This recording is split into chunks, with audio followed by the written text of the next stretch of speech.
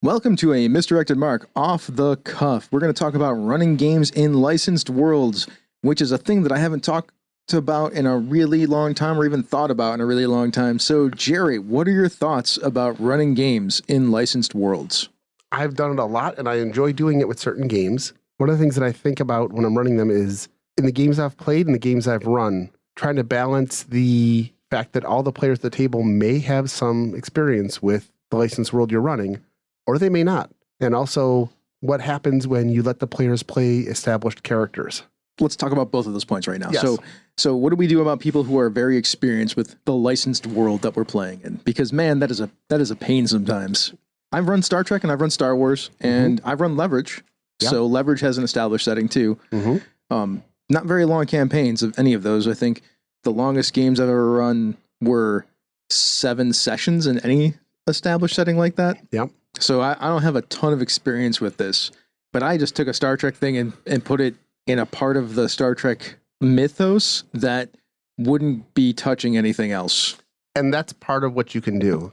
Either placing it in a part of the world where nothing is very established, or a part of the world that's so vast. It's why the first Fantasy Flight Star Wars game was Edge of the Empire, out on the very, very outer rim where GMs could have entire campaigns jumping across 7 or 8 planets and never touch on anything that's actually canon, and that made it easy to work with. Also, no Jedi. No Jedi. Yeah. Which, which later books did, but you can do that sort of thing. That's the first thing. Or if you're running like Middle-earth role-playing. I played a ton of MMP back in the 80s, and all of our games were always set in the era between The Hobbit and The Lord of the Ring and The Fellowship of the Ring. Generally in that era when Smaug is gone, but Sauron's people are on the rise. And so there's a lot of stuff that could be happening in the backdrop, and you're basically stumbling across plots of the Dark Lord and so on until your GM decides to have you encounter Bilbo and you get him drunk and steal his shirt, his sword, and his ring. And then that would be a thing. Then things went badly. Which brings me to my other point, which is if you're going to have established characters in a game and you're a GM, you have to be ready for the players to either not want to do anything with them or encounter them and treat them like any other NPC that would be in the game. There's another way they can handle that too. At the beginning of the game, before you start playing the game, like your sessions are, you're like, look, this is the kind of game that we're playing with these established characters. Are you cool with following along with them and being like a substitute group of the Fellowship of the Ring? That would actually have been preferable to what our GM did. Sure, right? Like, but these are the things that we can do now instead of having like workarounds for bad game mastering or players who don't understand what's going on or people who are just playing in a... I feel like players do that kind of stuff because they're like, we don't want to be bound by the thing. We're playing a role playing and we do what we want. I'm like, sure, you could do whatever you want. Like, we'll play that version of the game. Yeah, and you already hit on it. Session 0 is going to be the key because you need to establish what your boundaries are with everyone at the table before you get started so that you know where you want to go. Because if you say we're going to play Middle-earth role-playing and we're going to play during the time when these characters were in to make that determination, are we going to ignore them? Are we doing our own thing? Is this a completely alternate reality where we are the Fellowship, set those rules, and then live by them and do your thing? That's why I feel like alternate realities are always your best friend when you do this sort of thing. I mean, it's essentially an alternate reality as soon as you start playing in it like that. I've played in a Star Wars game where the GM had us in Mos Eisley Cantina where Luke, Han, and Obi-Wan all get gunned down in the cantina fight. And now we have to pick up the story and run from there and figure out how we're going to get to the Death Star and rescue the princess and yada yada. I've GM'd a Robotech campaign where Rick Hunter and his friends all get wiped out in a series of really bad dice rolls. That was not my intention, but the players just picked it up and had to figure out how to tell the story from there. And it was fun. I have notes for your Obi-Wan. Your Obi-Wan was very depowered. If he got gunned down in a gunfight in a cantina. Well, this is, you also have to remember this was also prequels. Sure, I mean, so it's fine. The idea that somebody could shoot Obi-Wan in the back of the head was not out of the question. I wasn't the GM that time. I was one of the players, and we had a ball with it. It's fine. I'm just teasing you. Yeah. No, I'm being the bad Star Wars fan. Yeah, President Obi-Wan, that'd be a problem. But I've also been in games where, like Marvel superheroes, something as a GM I will never run is a Marvel superheroes game where the players play established characters. Why not? Because I have a hell of a time with it, and it drives everybody nuts because everybody has a different idea of what Spider-Man's going to be like. They're going to have a different idea of what Colossus is going to be like, and where you are in your Marvel history makes a difference. And that upsets everybody. Let me you take a drink while I field this question. So I think it's okay to have different takes on these superheroes because they're always written by different people. it's really about more of the core ideology of who these characters are, right? So like, if you can establish like, I'm gonna play Spider-Man, so Bob, core ideology of Spider-Man. Yeah, with great power comes great responsibility. Yes. Yes. And your family and friends are super important, along with doing the right thing, and that is always like being the superhero, which is always the constant inner conflict for that character. Yeah. So those things have to be present, but other than that, you can tell any story that you want. Furthermore, we've had Spider-Man being possessed or taken over bodily by Dr. Octopus for like 2 years. We have. Yes. And that is still a Spider-Man comic, right? It is, but that's one of those cases where if that hadn't existed, and I sat down at a table with a player who said, I'm going to play Spider-Man. And you're like, okay, cool. Spider-Man. Awesome. And we get into the first combat and he's like, all right, I killed this guy. See, that's weird, right? That's weird. No, you don't. Yeah, that's Peter not how Parker this works. would never kill. Now, if you were playing Superior Spider-Man Or Kane. You know, one of the clones, then, okay, you've got some leeway. But that's where, if you're playing the established characters, if you start going way outside the realm of what the core of the character is, Of course. then, you know, like, why are you doing this? Yeah. So yes, if you were just going to sit down at a pickup game with people playing a superhero role playing game, there could potentially be some problems. Once again, we're going to do the same thing. Like you're going to do the session 0 thing and talk to everybody and get everybody on board with the kind of game that you want to play. But you'd also have something like, take for example, Wolverine. Somebody who's experienced with Wolverine is early 80s Wolverine versus somebody who's experienced with Wolverine is late 90s Wolverine versus somebody who's read or been watched the movies. They're all going to be playing Wolverine accurately, but some of those Wolverines aren't going to play well with others. So this is why superhero games are complicated, right? They are. You need to talk. I don't think there's any difference between that and making up your own characters and playing anyway, because what are we really talking about? We're talking about you as a game master, or anybody who's a game master has a different expectation and has a thing in their head that they think it should be, and they're not having that expectation fulfilled, so therefore they are disappointed. But really, that's on the game master, in my opinion. It is. It is. That's the danger you have with established characters. And the same thing happens when you've got a game system that doesn't accurately represent the power set. Like if you've got a game... What game does? That's exactly it. And that's honestly, and that is the problem when you when you have an established character in the game. Is the player's like, oh, I saw them do this in a TV show or movie or whatever, and the game doesn't allow you to do that. That becomes a problem. I'm not trying to harp on. I love superhero games, but superhero are probably the worst because you've got 55 years of comic book issues where all sorts of stuff happens, and the game system might not accurately represent that. Yeah. Where if they're just playing generic superhero number 5 who has a set of powers that are defined by the rules, the player has a much better chance of knowing what they can and can't do. Yeah, because they're bound by the rules instead of bound by the established lore. Like, that's a good point, right? Like, I agree with that point.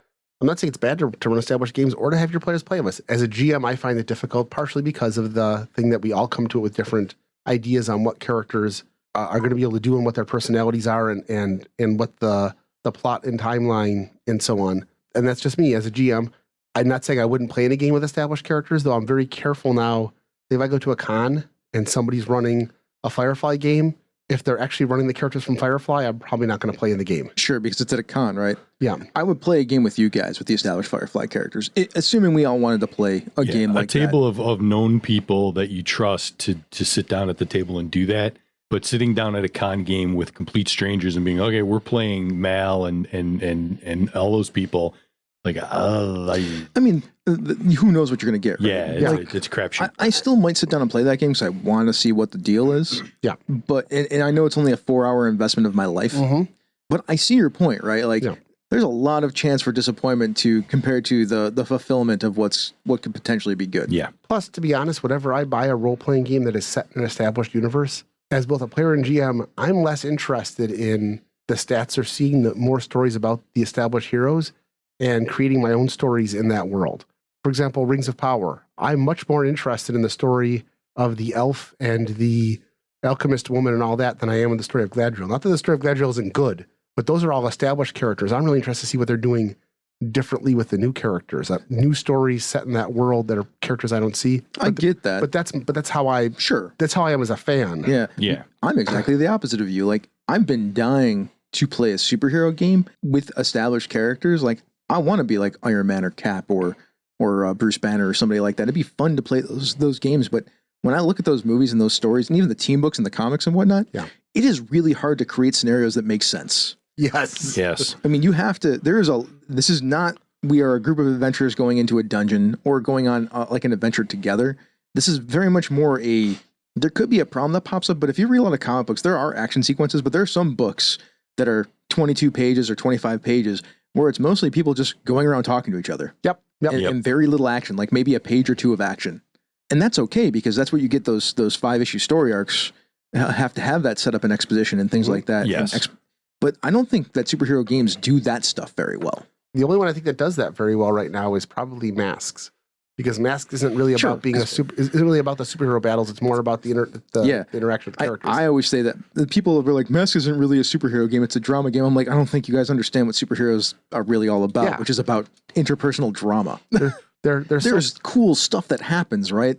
They're soap operas with people who could blast things. That's really what they come down to. It's. I love this conversation, by the way. I mean, this was our discussion. This was our discussion the other night, Chris. We were talking about the authors who, in Marvel in the 80s and late 80s, early 90s, couldn't figure out what to do with happy relationships. Yeah. That's why you never see happy relationships in... No, we need to split this couple up. Yeah. That's one of the most annoying things for me in Marvel Comics right now is the fact that they are like Mary Jane and Peter Parker can't be together. Like they did. I don't know if that's flipped yet. Have this flipped yet, Bob? Do you know? I'm like super behind on what the current status quo is. They made the stance that those two can't be together. It's more interesting for Peter if he's not married. And whatever. Whereas while I don't read a lot of DC Comics, I am fascinated by the bizarre familiar relationships between Batman, Superman, Lois, Catwoman, the Bat family, and Mom, Pa Kent, and all the interplay back and forth between their twisted friendship and wonderful relationships. And the cool thing is that you get juxtaposition between that and the cool comic book fight stuff and action stuff. Like,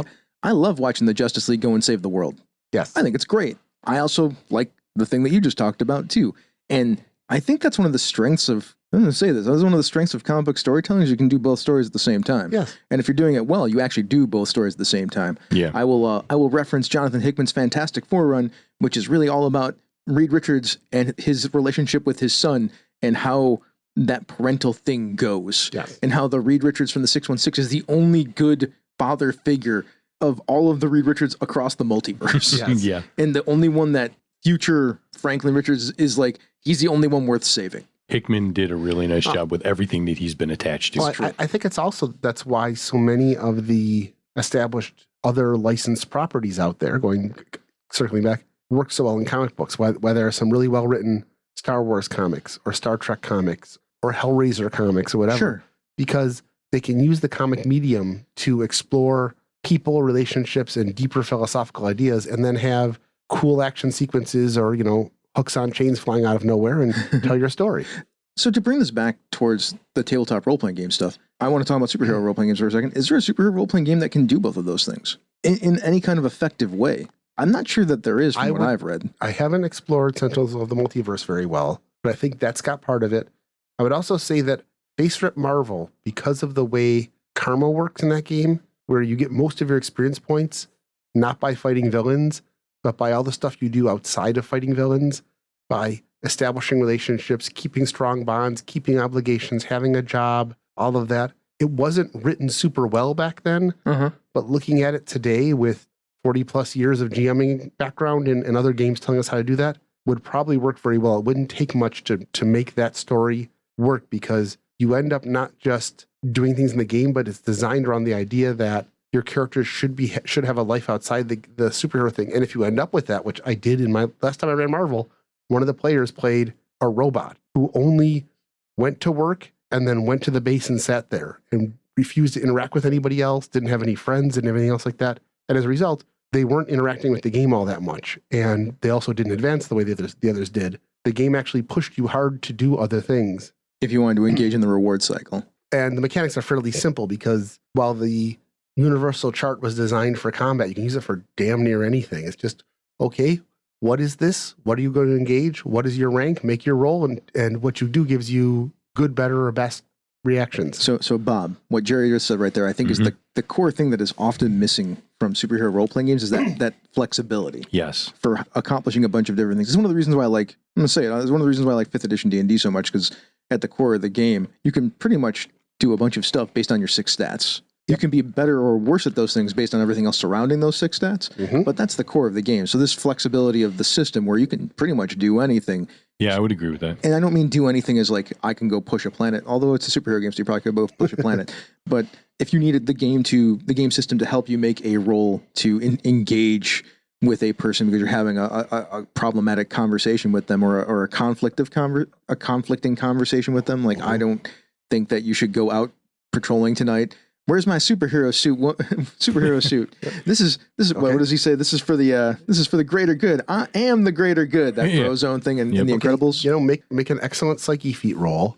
You need at least a yellow result to succeed. Otherwise, you're going to lose karma for this, and you're going to stay home instead. Or you're just going to have some complications with your wife if you decide to leave. Yes, exactly. And those are the two things. And that's not actually in the game. It's in the game. It's just written like if your wife says stay home and you leave, you just lose karma.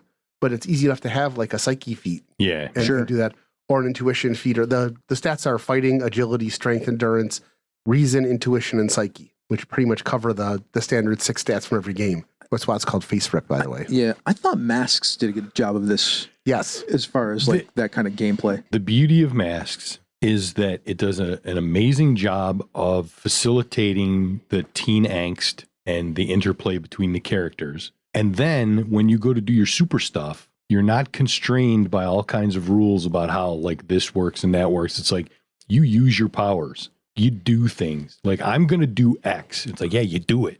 I'll be honest, unless we're going full narrative, I don't always find Masks to be the best superhero versus supervillain system. You've never played a longer campaign of Masks, right? No, but I've played a lot of them where we have a superhero villain fight at some point. Sure. Yeah. The superhero villain fights actually work pretty well if you're playing a longer game because the consequences for the superhero villain fights are those conditions that you take. Yeah. And that's why it works. Like I remember our Mask game, at least the first season of our Mask game, it was a really good, and not yours, ours, because and then you played one later with Phil that was really good. I heard. Yeah, like, we all the had stuff an was amazing game of Masks, and the thing that I'm always curious about now, since having played an amazing campaign of it, is I would like to see, because it's driven as a teen interplay, teen angst game, I would like to see someone tweak that game.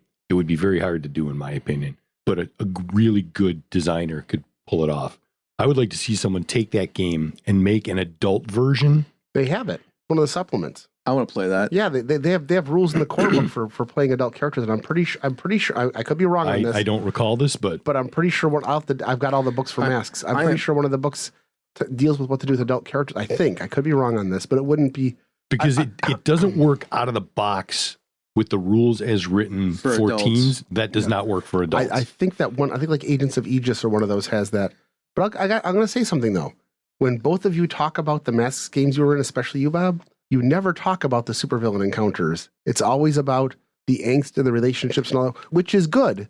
But I never hear anybody ever talk about how cool this action sequence was or anything like that. I was actually going to talk about that before. Yeah. So there was a great, I don't know if you remember, there's a great sequence where there was a giant robot villain type person, and it was rampaging through the streets, and it was about to crush Phil's character's girlfriend's house. And Phil was the Nova or the one of the ones that was like super strong and super fast. Yeah. So there was the moment where he had to like get in front of it and stop it from rolling down into his girlfriend's house as if it's sliding at the house. That's cool. It was a really cool sequence, right? That's cool. Yeah, we did actually have lots of good superhero action. Because I like superhero action. I do so too. I pushed it, right? Like I wanted that to be a part of the game. Yeah.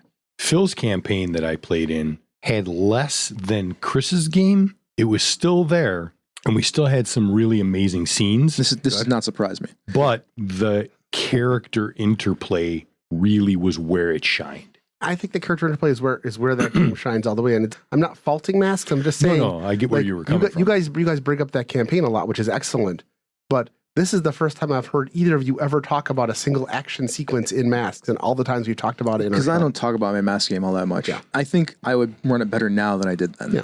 I think it's the best Young Justice simulator that exists. Definitely. Oh, and by the way, I am in no way, shape, or form saying that Mask is a bad game. I think it's a really good game, and it's got some good chops that are great things in there. I'm just not sure that it's. I'd have to play it again to try it with something that over a couple sessions to see what happens with it. It's weird because in a lot of ways, the superhero action stuff feels more like if you played Swords Without Master, it feels like the Rogues phase.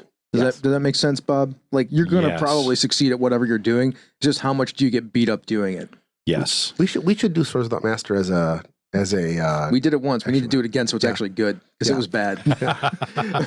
that was before me. I wasn't Yeah. on for that one. That was my point. Was I Yeah. think Mask is a great young Justice simulator, and I would love to see that our ages thing so that it could be upgraded. Yeah, if they have And I if could they be have wrong, an I'll have to adult look it up. version, I would very the much details out. interested in seeing it. So Then it could be really young Justice because those kids age up. Yeah, And eventually yeah. they get caught up in intrigue and things like that.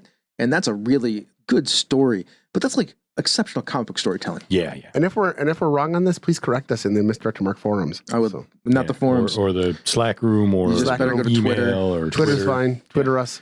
I would like to loop us back around Please to do. one of the first questions Yes. that we never actually addressed was the players with more or less knowledge of the licensed world. Those are two different problems. Yes, they are. They're two different problems. If you've got someone who is like the uber Star Wars nerd and they sit down to play your Star Wars game, one of two things, in my opinion, is going to happen. They're either very cool about it and they're not going to like lord it over you or everything. They'll like help other people at the table to help them understand like what is that? What's a swoop gang? Like I don't know. Like what they will work with the table.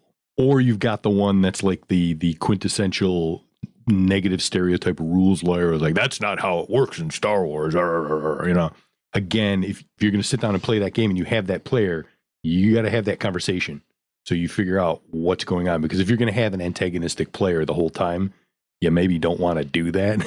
Yeah. That's true. Like, That- I would never run Star Trek for Phil. Phil is never going to just beat you over the head with something, though. Phil will be very unhappy though, unless it works the way that Star Trek's supposed to work. Yeah. He's even There's- said that on multiple occasions. That is true. So what you do is first of all, you need to know your players. Yes. If you're running a one shot at like a convention, that's when 100% go alternate history and just tell them flat out that that's what we're going to do. Yeah, there's a level of setting knowledge that I think is still required, so it still feels like a Star Wars game. Yep. But then what you do is if you're running a long campaign and you've got the player who has all that knowledge and they're not just an asshole, what you do is you lean into that really heavily. Mhm. And then you guys hear about Hoth. You know, Chris, you know anything about Oh, come on, we could do better than that. You hear about Nal Hutta. Why don't you tell me about Nal Hutta? Yeah, tell me about Nal Hutta. Exactly. And then go. Everybody knows what Hoth is. Yeah, well, not everybody does though. Almost everybody knows what Hoth is. Dude, it was cold. It was So- like Hoth cold. So the last Marvel superhero game I ran a mocked up version of Day of the Octopus, which is the core game, which is the original adventure. How does this have to do with what people know, if people know Hoth or not? I'm getting that. Okay. So at one point, Scorpion, Fixer, Beetle, Dr. Octopus, and You Sinister Six. yeah, no, they're part of the game. Sure. I had one player who had any idea who any of those characters were. Yeah, I mean, I Yeah. wouldn't have. I mean, it takes a lot to know who the Fixer is in Marvel. The Fixer, yes, but the Scorpion or Doctor Octopus is the Yeah. famous one. Yeah. And I've done the same thing with Star Wars, where we've had one or two players who are really into it, and other ones are like the Wookiees are the big hairy ones, I think. Sure. And right. that's so, which is also okay depending on your game world. But you need to have the different games require different knowledge. Like a game like Serenity, you need to have a lot of kind of core knowledge of the politics of that game, the setting, the system. Where a game like Star Wars or D&D set in the Forgotten Realms can pretty much just have like a paragraph of description for them and let them go, and that's all they really need to know. If you're playing a campaign of Serenity or Firefly, then yes. If you're playing a one shot of Serenity, you can just give them the basic highlights on a one sheet. That's what one sheets are for. Yeah, that's true. Here's all the information that you need for this particular game. Yep. That's how I would solve that. And you need to also let the players know if this is different than a standard RPG. Because if players have been playing Forgotten Realms or Greyhawk and you suddenly stick them into Middle Earth, it's going to be a very different experience for them in most cases than what they are used to because of the setting and the way things go. You just need to explain that to them. Like, this is not a game where you're going to be crawling through dungeons, killing monsters, taking treasure. Adventures in Middle Earth, at least, is similar to 5th edition D&D, so it's not as hard of a move.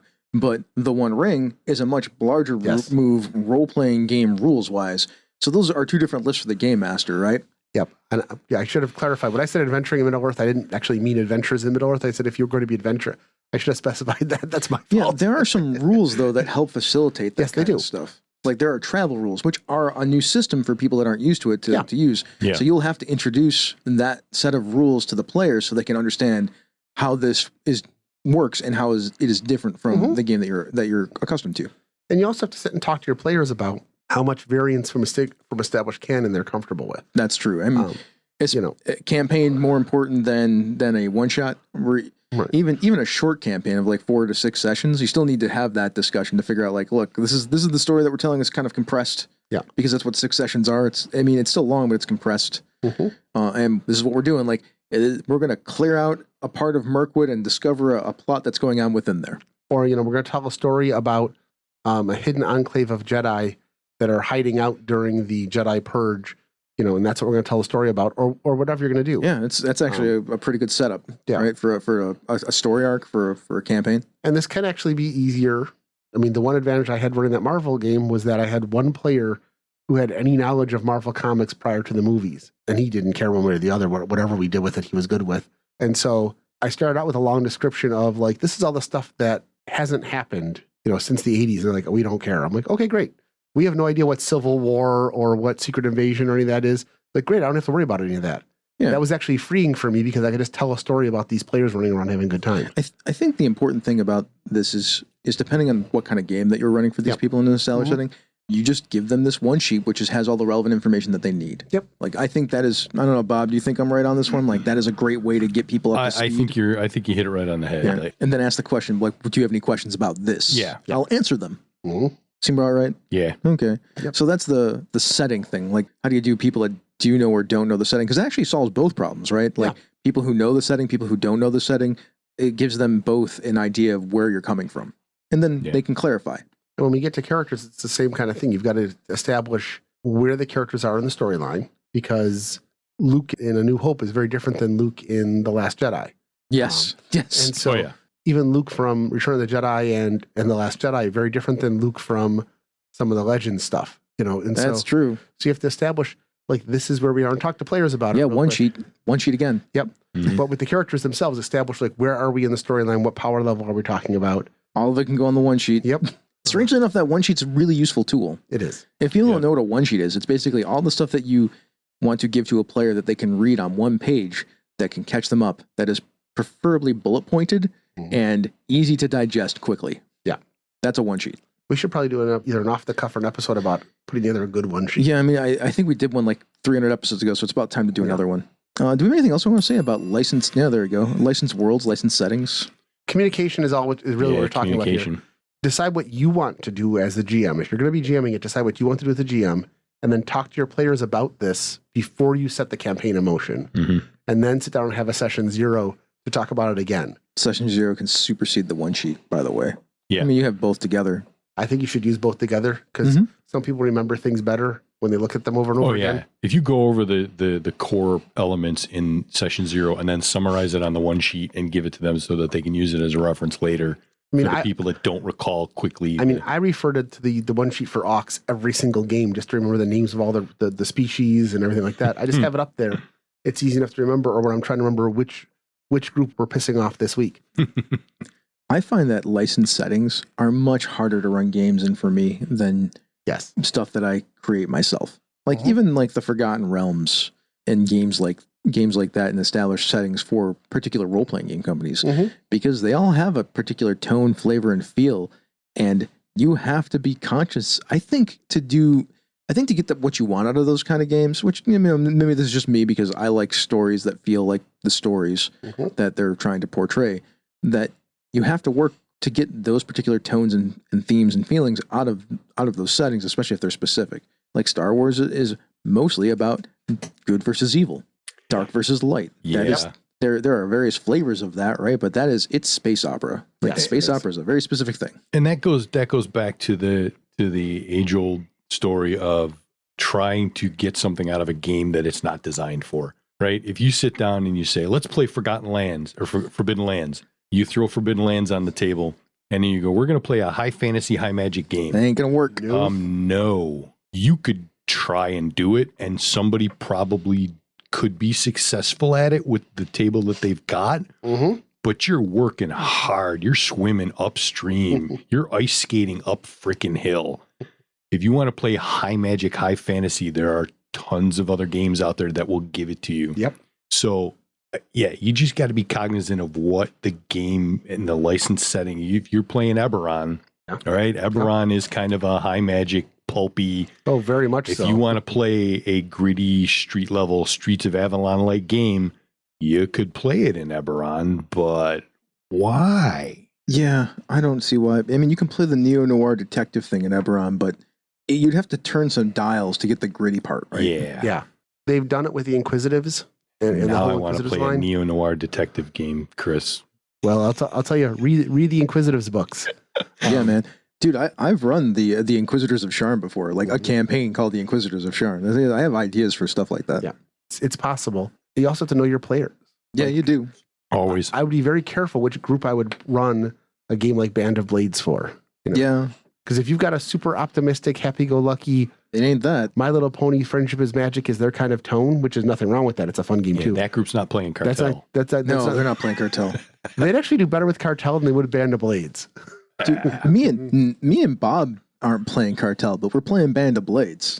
Yeah, Band of Blades was a particular flavor of grim, but it's not bad people. Like Cartel is essentially all bad people. Yeah. I mean, there's a difference between narco fiction and being the Black Company. Yeah.